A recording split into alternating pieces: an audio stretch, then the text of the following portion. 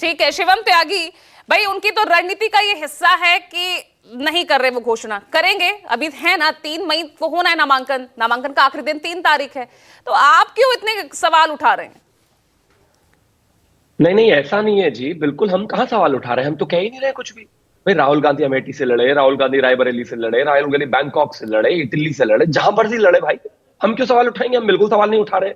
लेकिन बस एक चीज जरूर है, अगर आदरणीय प्रधानमंत्री जो अपनी परंपरागत सीट बनारस से लड़ते हैं, अगर उनका अभी तक जो है अनाउंसमेंट नहीं हुआ होता, आदरणीय गृह मंत्री जी अगर गांधीनगर से लड़ते हैं, अगर उनका अनाउंसमेंट नहीं होता, आदरणीय गडकरी जी अगर नागपुर से लड़ते हैं, अगर उनका अनाउंसमेंट नहीं हुआ होता, आदरणीय राजनाथ जी लखनऊ से लड़ते हैं, अगर उनका अनाउंसमेंट नहीं हुआ होता, तो सोचिए कितना आतंक मच गया होता।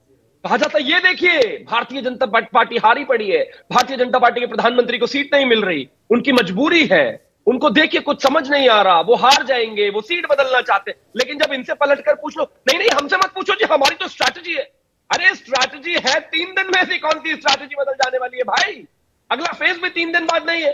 विषय साफ है, जहां नाना जी, दादी जी, पिताजी, माता जी रहकर आ चुके हो, खुद आप जीत कर आ चुके हो, आज हालात आपके ऐसे हैं कि आपके बस की वहां लड़ना नहीं है।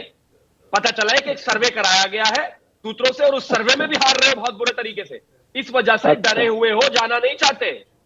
एक चीज बताइए, 72 साल की हिंदुस्तान की आजादी में 66 साल इन लोगों को रायबरेली ने जिता कर दिए, और उन 66 में से भी 54 साल तो एक खानदान के लोग जीते।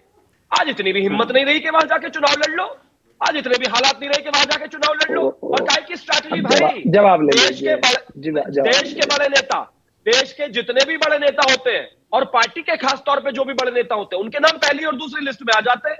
आज तक तो हिंदुस्तान की स्ट्रैटेजी रही है, क्योंकि लोगों को पता होता है, कॉन्फिडेंट होते हैं, वो जनता उनको प्यार करती है, पसंद करते हैं, वो देश के नेता होते हैं, जहां से भी चुनाव लड़ते हैं जीत जाते हैं, या हार भी जाए तो भी कोई बात नहीं। लेकिन ऐसा डर कर नहीं बात गए, छूट गए, बात नहीं करेंगे, हमारे बस की लड़ना नहीं है, कह दो भाई ये नहीं है हमारे बस की, कह दो। तो यानी इसका मतलब शिवम ये हुआ, इसका मतलब ये हुआ शिवम कि कैसरगंज से आप भी कॉन्फिडेंट नहीं है, इसलिए आपने अब तक कोई किसी भी उम्मीदवार के नाम का ऐलान किया नहीं है। सेम विद रायबरेली, रायबरेली में भी आप वेटिंग गेम तो आप भी खेल रहे हैं ना? वही मैं वही कह रहा हूँ, कैसरगंज से आदरणीय प्रधानमंत्री जी लड़ते हैं क्या? गृह मंत्री जी लड़ते हैं क्या? बताइए कौन लड़ता है कैसरगंज से? अगर कैसरगंज से 75 में से 73 सीटों पे आप नाम घोषित कर देते हैं, ये 2 सीटें रह जाती है, क्यों? मैं फिर से वही कह रहा हूँ, मैंने शुरुआत ही इस बात से की कि पार्टी के बड़े नेता जहां लड़ते हैं, शुरुआत में उनकी सीट अनाउंस हो जाती है। आपका जवाब लूंगी। मैंने भी अमेठी रायबरेली के अलावा किसी का पूछा नहीं, इसलिए क्योंकि पार्टी के बड़े नेता वो है, पार्टी चलाने वाले वो है, उनकी पार्टी के ब्रांड एम्बेसडर वो है। अरे बीच में नहीं बोलना है भाई, कोई बोला था क्या आपके? तो जाहिर है बड़े नेताओं की जिम्मेदारी सबसे पहले आती है कि लीड फ्रॉम द फ्रंट करें, पार्टी के कार्यकर्ता को आगे बढ़ाए, लेकिन हिम्मत नहीं है, डरते हैं, स्मृति ईरानी जी से डरते हैं, इसलिए आ नहीं पा रहे, ऐसे भागे यूपी से कि अब वापस आ ही नहीं पा रहे। तो फिर कैसरगंज से क्या दिक्कत है शिवम, बताइए? अगर कोई बड़ा नाम इस सीट से नहीं है, तो वहां से अब तक क्यों सीट का आपने कोई उम्मीदवार क्यों नहीं घोषित किया? बिल्कुल दिक्कत नहीं है, लेकिन हमें एक बेहतर कैंडिडेट देना है, और बेहतर कैंडिडेट ये है कि भारतीय जनता पार्टी का कोई भी कार्यकर्ता लड़ेगा, जो आपके मौजूदा सांसद हैं वो तो लगातार रैलियां कर रहे हैं, दावेदारी ठोक रहे हैं सीट से। अरे भाई करनी चाहिए, क्यों नहीं करनी चाहिए? दावेदारी हर कोई ठोकता है, चुनाव से पहले कौन दावेदारी नहीं ठोकता? जिन बेचारे कार्यकर्ता जो इस समय हैं कांग्रेस के, जो बिल्कुल ऐसे हैं कि जिनको उनको यही नहीं पता कि उनका रहनुमा कौन है, उनका नेता कौन है, बेचारे वो भी रोज दावेदारी ठोक रहे हैं। रोज अमेठी के कार्यकर्ता जो भी गिनती के 2-4 है, वो भी रोज दावेदारी ठोक रहे हैं। यानी जिस कश्मकश में अमेठी रायबरेली पर कांग्रेस है, कैसरगंज में आप उस कश्मकश में है। ठीक है, मैं इसका जवाब लूंगी, रिस्पॉन्ड कीजिए अनिल यादव। ठीक है, आ रही हूं। 10 सेकंड। कैसरगंज और अमेठी रायबरेली को आप एक नाप रहे हैं। मैं फिर से वही कहना चाहता हूं, इनकी पार्टी के जो नेता है वो अभी तक चुनाव प्रचार में, चुनाव मैदान में आ नहीं पा रहे। उसकी वजह साफ है, क्योंकि वो डरते हैं, क्योंकि वो जानते हैं वो हारेंगे, और क्योंकि उनको पता है अमेठी रायबरेली वाले इस बार उनको हराने के लिए। अनिल यादव मैसेज गलत जा रहा है, डर रहे हैं इसलिए भाग रहे हैं, लगातार ये आरोप बीजेपी लगा रही है। देखिए, पहली बात तो मैं ये स्पष्ट कर दूं कि मेरे भाई ने कहा कि कैसरगंज की सीट अलग है और अमेठी की सीट अलग है। बिल्कुल अलग है, लेकिन महत्व भैया जनता सब जगह की इंपॉर्टेंट है। कैसरगंज की जनता भी हमारे लिए उतनी महत्वपूर्ण है जितनी अमेठी की है।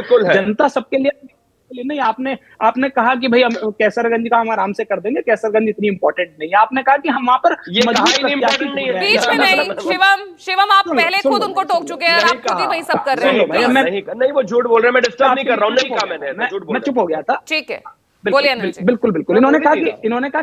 कैसरगंज से हम मजबूत प्रत्याशी ढूंढ रहे हैं। इसका मतलब कम से कम मेरे भाई ने ये तो माना कि बृजभूषण शरण सिंह मजबूत प्रत्याशी नहीं है और शायद उनको टिकट भी ना हो, क्योंकि वो तो सिटिंग सांसद है। इन्होंने नहीं, मैंने कहा मजबूत कोई भी सांसद, कार्यकर्ता यदि लड़ेगा, सिटिंग जीतेगा। सांसद होते हुए ये कह रहे हैं कि हम मजबूत प्रत्याशी ढूंढ रहे हैं, तो इसका मतलब ये है कि जो सिटिंग है वो मजबूत नहीं है। अब मैं इनकी दूसरी बात पर आ जाता हूँ। इन्होंने कहा कि अगर मोदी जी कल को लखनऊ से लड़ लेते हैं तो ये कहते हैं कि मोदी जी डरे हुए हैं।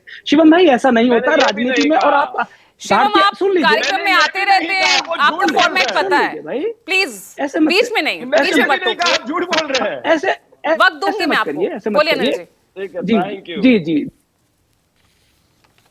देखिए पहली बार ऐसा नहीं होता कि भाई बड़े नेता, कई बार ऐसा होता है कि भाई सीट चेंज कर लेते हैं। भाई अटल बिहारी वाजपेयी जी कई बार लखनऊ से हारे थे, उसके बाद मध्य प्रदेश में जाके चुनाव लड़े, तो क्या वो छोटे नेता हो गए इस काम से? और राजनाथ सिंह जी अभी अभी लखनऊ के सिटिंग सांसद हैं, उससे पहले गाजियाबाद से लड़े थे। हमने तो कभी ये नहीं कहा कि राजनाथ जी डर के गाजियाबाद से डर के भाग के लखनऊ लड़ लिए, या अब दोबारा लखनऊ क्यों लड़ रहे हैं, वापस गाजियाबाद क्यों नहीं लड़ रहे हैं। तो देखिए, राजनीति में ये सब चलता है। लेकिन अनिल बात जी, ये सवाल है कि ये उठेंगे ना। चाहते हैं- पहले खबर आ रही थी कि भाई वायनाड में चुनाव होने दीजिए, वहां मतदान हो गया, उसके बाद कुछ होगा, सीसी की मीटिंग भी आपकी हो गई, तमाम चीजें हो गई, लेकिन अब तक वो सरप्राइज निकल कर नहीं आ रहा। सवाल तो उठेंगे, जनता भी वेट कर रही है भाई।